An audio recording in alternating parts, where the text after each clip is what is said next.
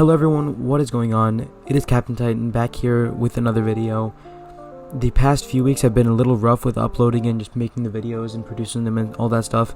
So I don't have anything planned. So I know I said I was gonna pump out some GTA videos, help you guys with making money, but we ran into some issues with that. So I'm gonna make a Call of Duty tier list.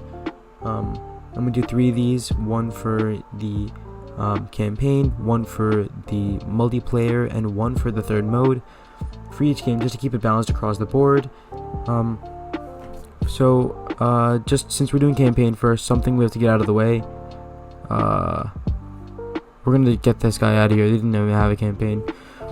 So without further ado, we're just gonna go in order of release. And yeah, we'll just see how it goes. Call of Duty 4. I talked about this one. I think for now we're gonna put it S tier. If we think it needs to, we'll move it up or down. I think that it just did a great job at setting up the Call of Duty 4 the Modern Warfare trilogy, and the modern setting was pretty cool. Spec Ops sort of stuff with, like, you know, the SAS, and you had like an invasion with the Marines in the Middle East. It kind of did show Modern Warfare pretty well, so I think that gets that should get an S tier.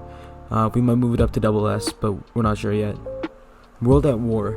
I'm gonna put this in A tier, and I know a lot of you guys do like World at War a little more.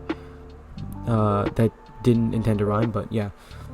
World at War, I think it was a good game, solid overall. My problem with the campaign is that the story and the gameplay elements were kind of just like fragmented throughout the two different narratives that the campaign had. So for example, you had the Japanese and American side, which was a little lighter on story and a little heavier on gameplay, and vice versa with the Russian side. But overall, I think it was still a really good game.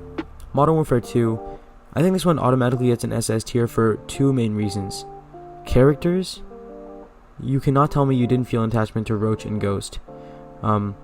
2 of the coolest guys, and they were only in one game, and they still have such a huge cult following. I remember when Modern Warfare 2 Remastered launched and they had the Ghost UDT pack. I ran for the pre-order on PS4. I ran into full teams of like the underwater Ghost for like a few weeks. It's such an iconic character. Like, on top of that, you have Soap, you have Price, you have Roach. Who else do you have? You have a bunch of really iconic characters. General Shepard, what a great villain. I think he was really well written in terms of his involvement in the Call of Duty 4 invasion and how that kind of messed with him in the head, which is why he wanted to become a war hero, which ended up being the reason why he started World War 3. Black Ops, another double S tier game. 1960s Cold War, really dope setting. I think that is probably the most unique setting, because look, World War II has been done, modern era has been done. What can we still do? And Treyarch was thinking, why don't we continue our narrative with Reznov? We'll include him in this game, so we'll link it to the past game.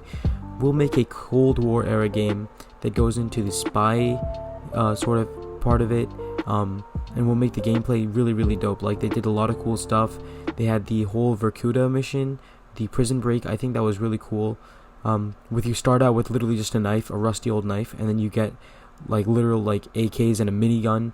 So it was a really cool mission. On top of that, you also had, you know, my favorite mission I think is WMD, which is where you go to Mount Yamantau, which you do revisit in Black Ops Cold War, but I love that mission for many other reasons.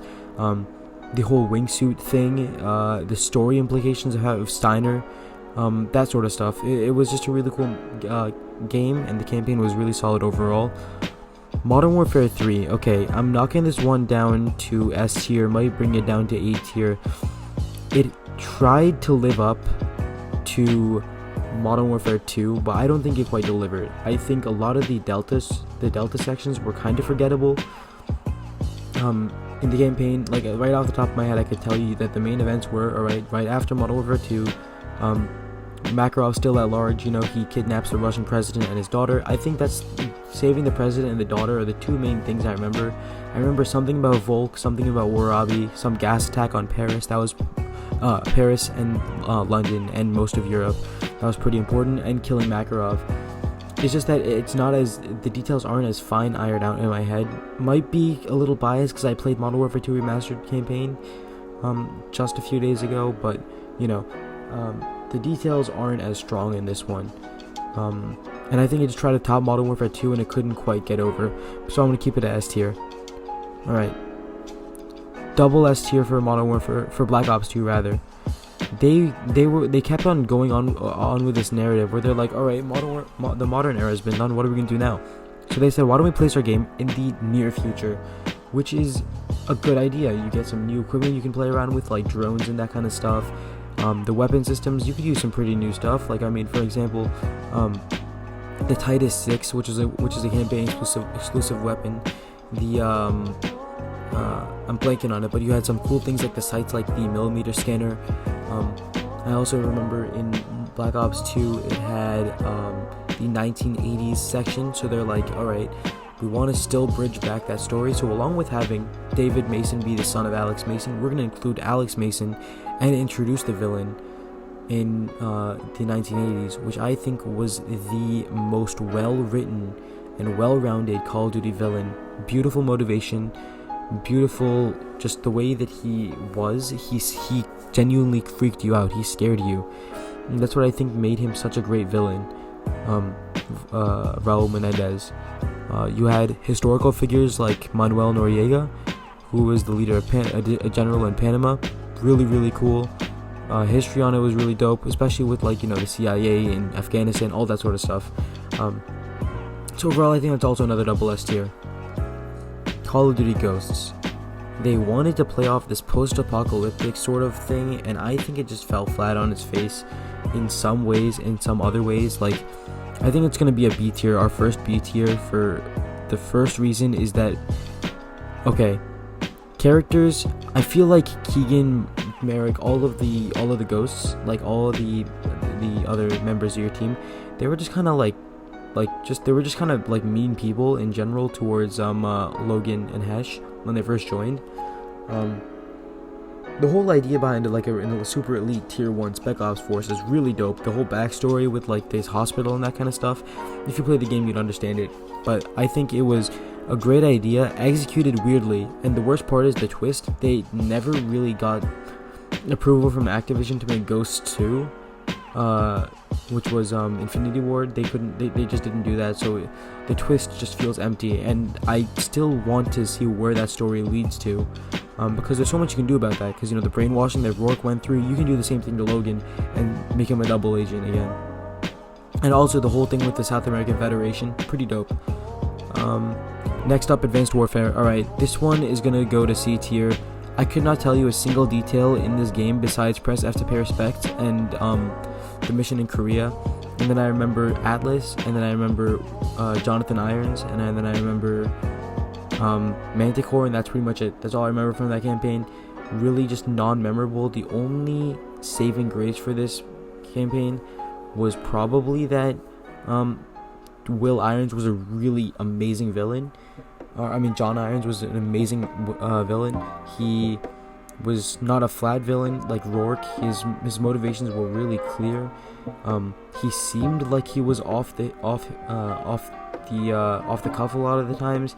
He'd do a lot of things that were just really weird, and not really weird, but they're just like unorthodox, and like they're kind of just like, it shows the kind of person that he is, that he cares about power and money and that sort of stuff and influence.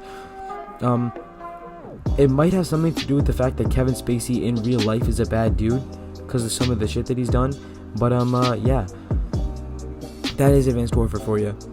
Call of Duty Black Ops 3. Okay, this is gonna go trash tier. Yeah.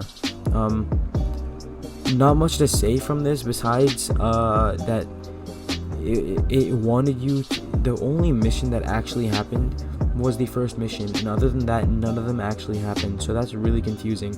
And if you wanted to piece together the actual plot about your character, you'd have to read the fast scrolling texts before each mission, and nobody did that besides, like, you know, Reddit. So, like, you know, you ended up not being able to understand the actual storyline. Like, there was a point where there was zombies, and there was like the meatballs from zombies, and you had, like, you know, the frozen forest and all that stuff. Like, I mean, the concept of it is cool. It's kind of like your character was like was severely injured, so they're gonna put him on all these bio enhancement whatever things, these prosthetics, and Taylor's gonna train him in the immersion, and yeah, the idea was cool, but it just fell flat on its face. It just was so poorly executed. And a lot of you guys are gonna hate me for this one. Infinite Warfare gets an S tier from me. Let's talk about it. The plot, really cool concept. The Earth has come together as one coalition. They've now started to colonize the rest of the solar system, and it seems like it's a pretty cool campaign. It goes pretty well. You have some really notable characters. Let's talk about Reyes, your main character. Seems like a level-headed dude, kind of a stereotype, but I think at the same time he's also a very well-rounded, well-focused character. Salter is kind of like his alter ego, not an alter ego, but like his other half. They're best friends, and Salter gives him like his judgment. So I think that's pretty cool. You cannot tell me that the deaths and the sacrifices were not emotional.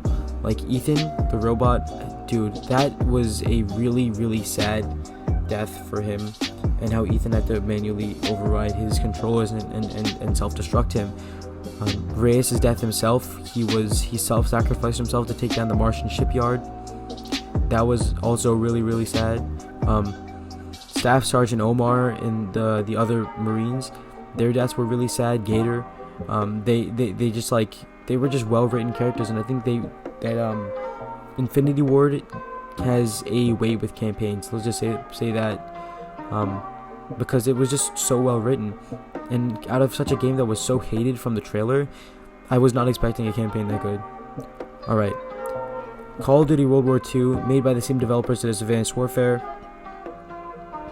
We're gonna put it here, because it can either be in C tier or trash tier, and the main difference is,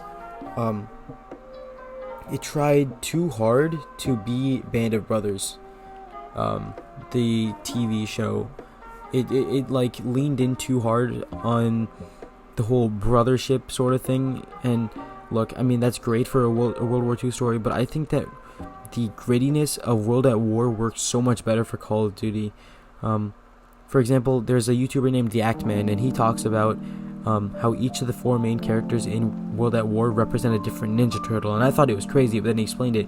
Styles like Donatello, Pearson's like Raphael, Daniels is like Leonardo, and Zussman's like Michelangelo. I just don't think it works that well. I think that it tried too hard to be a cliche, and because of that, there was some good visuals. There was some really cool missions, like for example, the mission in Paris. That was really cool, where you're sneaking through the Nazi building as that woman, Rousseau. It had some cool ideas, but it just didn't execute properly. Modern Warfare 2019. S tier. I'm gonna give it a solid S tier. What I like about this game, everyone was saying, why are you recasting Captain Price? Gary Oldman was so iconic as a character, how could you do this to him? Barry Sloan brought youth, energy, and just a sort of a wonder to the character. He just performed him so well. Revamped him in a way that he seemed fresh yet familiar at the same time.